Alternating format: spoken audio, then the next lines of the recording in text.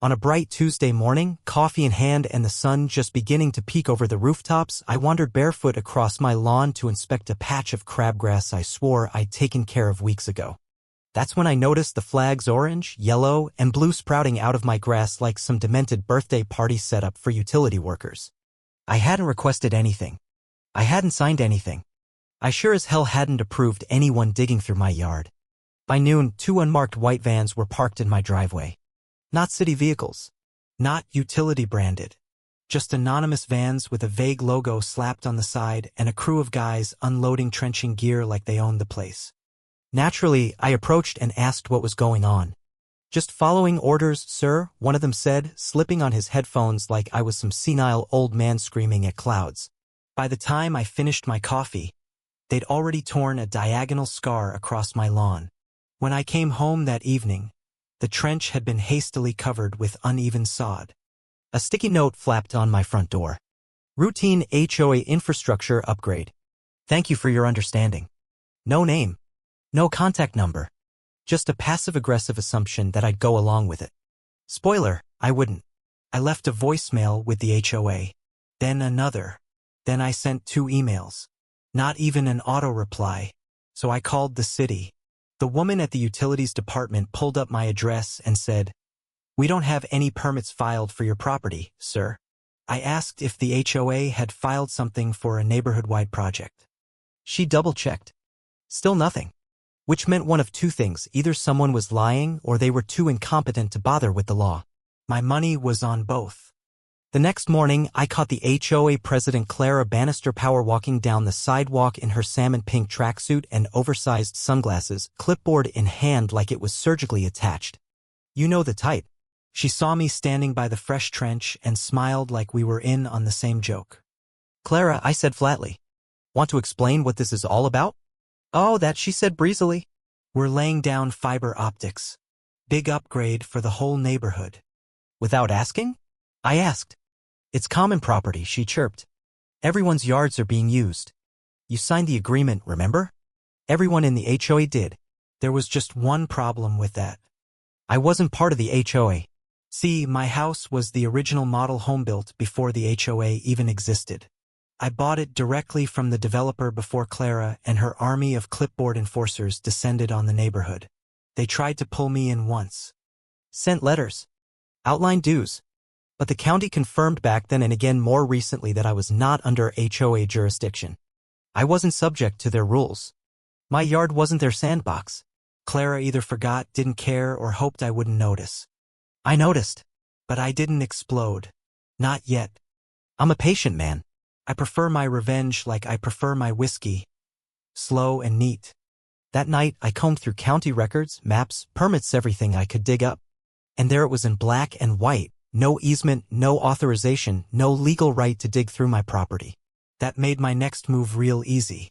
I didn't grab a chainsaw, tempting though it was. Instead, I documented everything.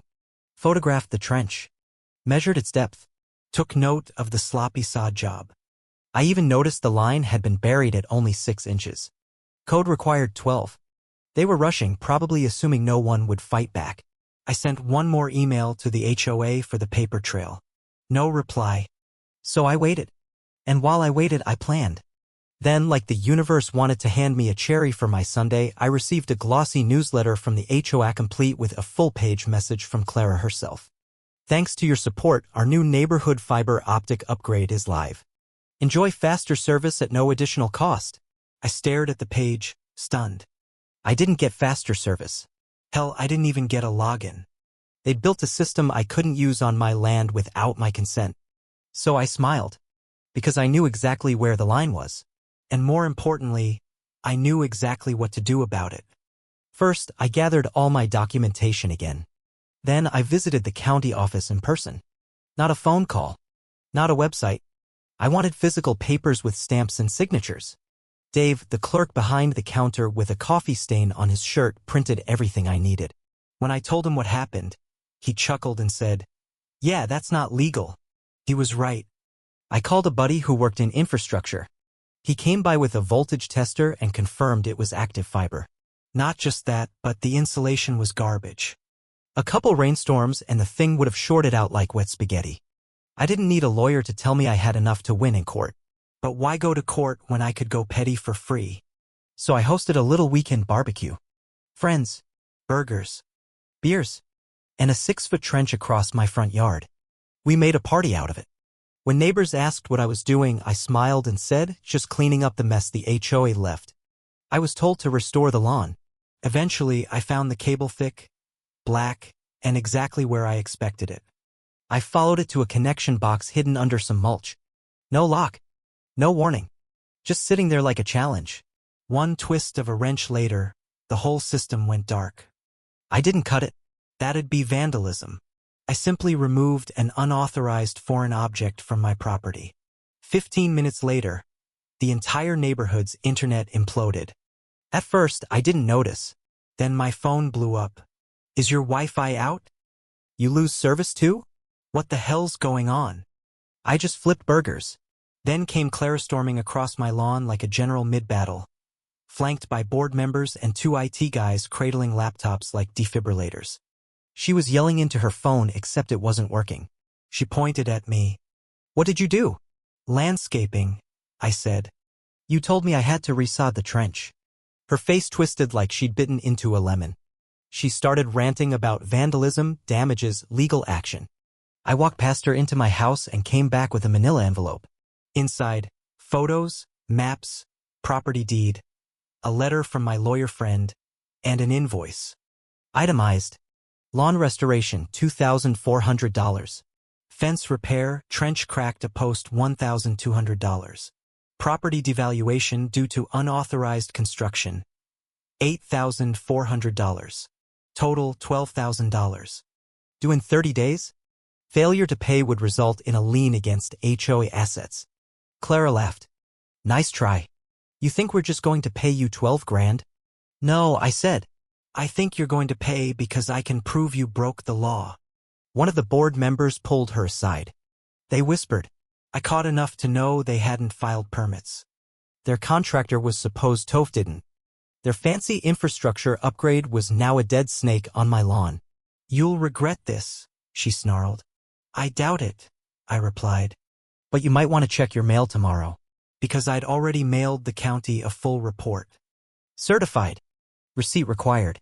The next day, I was halfway through replacing sod when a patrol car pulled up. 2 officers stepped out, an older guy with a coffee, and a younger one still new to the badge. Before I could say anything, Clara marched up in full battle mode. She launched into her performance claims of vandalism, damaged infrastructure, threats to community safety. The older officer sipped his coffee and turned to me.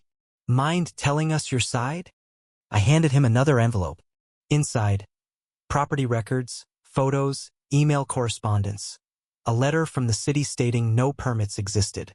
So you're not in the HOA? He asked. Nope. And they didn't have permission? Or permits? And they fined me for not fixing their trench. Clara interrupted, but the younger cop cut her off. Ma'am, do you have a permit for this installation? Silence. She muttered something about the contractor. The officers weren't impressed. They ruled it a civil matter. Advised Clara the HOA could be fined. Gave me a subtle nod on the way out. 2 days later, a cease and desist letter arrived from a third-rate law firm. It was a laughable threat. I forwarded it to my lawyer friend. He sent a reply that was ice-cold and ironclad. We reminded them of my rights, laid out the evidence, and added that if they wanted to keep playing games, we'd see them in discovery. 1 week later, I received a check for the full $12,000. No apology. But it wasn't over. A month later, I came home to find another crew in my yard. Different company. Same setup. Same trench. They claimed to be reinstalling the fiber line. New easement agreement, the supervisor said. What easement? I asked. He couldn't produce one. I didn't argue. Just went inside and made 2 calls. First, to the city. Still no permit. Second, to my buddy in compliance. He showed up with an inspector. The trench was too shallow. No safety barriers. No authorization. Then I called my lawyer. We drafted a second invoice for $800 and a letter demanding removal within 72 hours. This time, we threatened civil court. The HOA went silent, but not because they were smug, because they were terrified. The inspector's report led to penalties. The contractor was fined. And Clara? She resigned. Turns out the board didn't even know she'd authorized the second installation. The new HOA president, a woman named Marlene, showed up at my door personally. She was polite, apologetic, and handed me another check, this time for $4,800. I accepted, then handed her a notarized letter stating that no future installations would be tolerated. Ever. She nodded, thanked me, left, and that was that. Now, every time I walk across my lawn, I smile.